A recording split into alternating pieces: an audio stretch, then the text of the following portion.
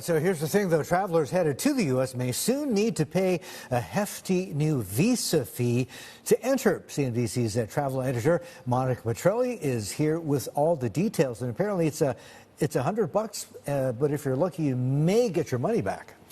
It's even more than that, Marty. So it's part of the new One Big Beautiful Bill Act, and it's called the Visa Integrity Fee. And it is really set to add more costs on for some travelers. Now, here's what we know. We know the fee right now is around $250. Well, it's going to be at least $250. It could go higher. It applies to anyone who needs a non-immigrant visa to enter. That means if your country is part of the visa waiver program, you will not have to pay this.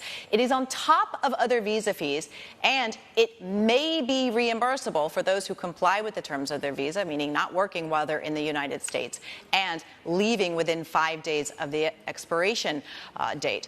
However, what we don't know is when the fee will begin, how it will be implemented, and how people will get their money back. Now, the purpose of this new fee, according to the Department of Homeland Security, after I reached out to them last week, is to restore integrity in the U.S. immigration system. Now, normally visa fees dealt with by the State Department. This new fee handled by the Department of Homeland Security, which deals with immigration. Now, if we look back to the numbers between 2016 and 2022, about 1% to 2% of people overstayed their visas. So the vast majority of people do, in fact, come and leave. But of the 11 million people thought to be living in the United States right now illegally, about 42% of those thought to be there from overstaying visas. Wow, $250.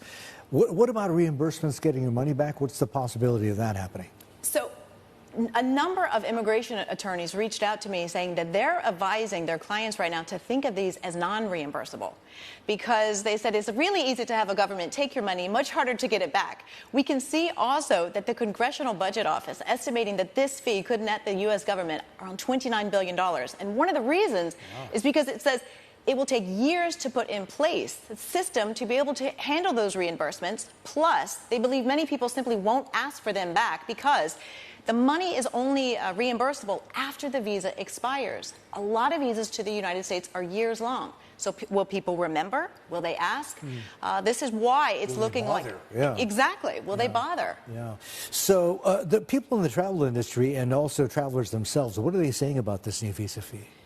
So reactions right now really ranging from confusion to downright anger. Anger coming on the part of travel companies. Oh, yeah. We just heard Contessa talking about all the different issues the U.S. is having getting the international travelers back, and as well as from the travelers themselves. You know, if I have a family of four, I'm coming from India, I'd say this is $1,000 more of money that I may or may not get back. I may take my business elsewhere. Also, people that are invested in travel companies not happy about this in terms of all of these additional costs. And the data, right, based on what we know so far about visitor arrival trends and numbers, etc., how are people modeling this? How is this going to affect tourist arrivals? I think a lot of people believe that it will dissuade regular travelers from coming in. And the other question is, will it achieve its stated purpose? So will it keep out an overstayer?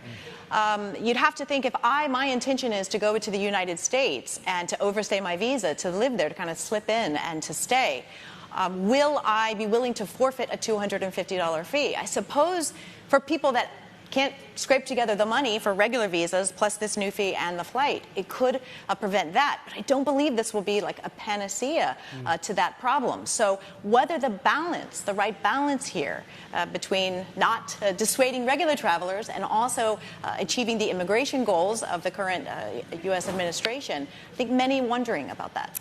We shall see. All right, excellent as always. Thank you. CNBC's travel editor there, Monica Pitrelli, on the story. And if you want more, including details, get onto our digital arm, CNBC.com. Go there and double-click.